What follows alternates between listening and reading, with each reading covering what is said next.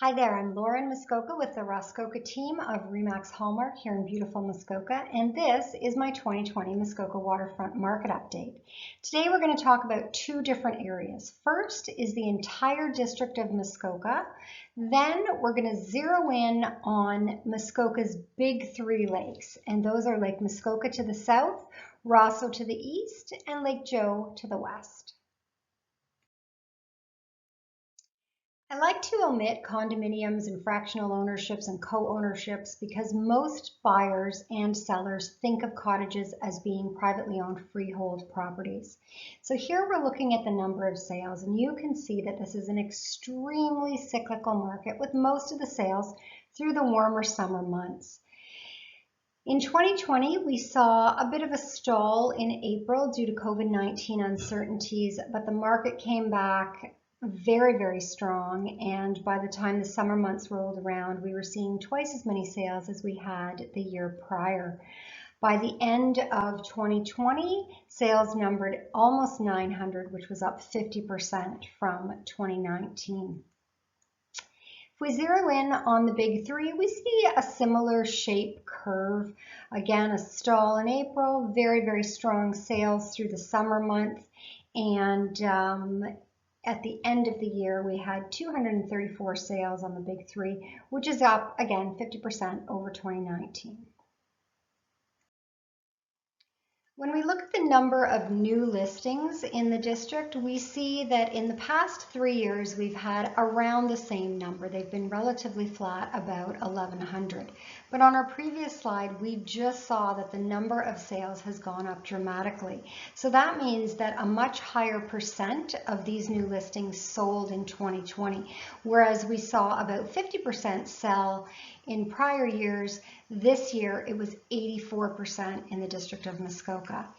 Lakes Rosseau, Muskoka, and Joseph are no different. Again, the number of new listings relatively flat. A lot more sales mean that of the new listings, over 3/4 of them actually sold in 2020, compared to the usual 50% that we normally see. My all-time favorite statistic is months of inventory because it really tells us about the state of the market and the heat of the market. So simply put, it is the number of months it would take to sell whatever the current inventory is at the current rate of sales. And if I put a few more years on here, you would see that typically through our peak selling months, we have between 4 and 6 months of inventory, which is what's considered a balanced market that favors neither buyers nor sellers. Once we dip below 4 months of inventory, we get into a seller's market. And for the first time in many moons, that's where we are in 2020, down below 2 months, often only with 1 month of inventory. So we're in extreme seller's market right now, and that's what's driving prices up and competition amongst buyers. The big three is very similar, perhaps not quite as low, but still well into seller's market territory. Let's talk about everybody's favorite topic, which is sale price. I prefer to talk about the median, which is the middle price. Half of the properties that sold below the median, and the other half sold above it. In the District of Muskoka, we can see that for 2018 and 19, pricing was pretty flat, around $700,000. And in 2020, we did see that jump up to $850,000, which is about a 20% increase.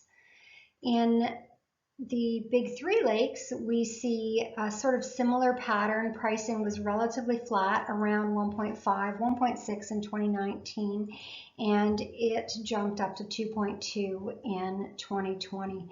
The types of properties we're seeing below the median in the District of Muskoka would be riverfront, smaller lakes, seasonal cottages, maybe seasonal access, and older properties.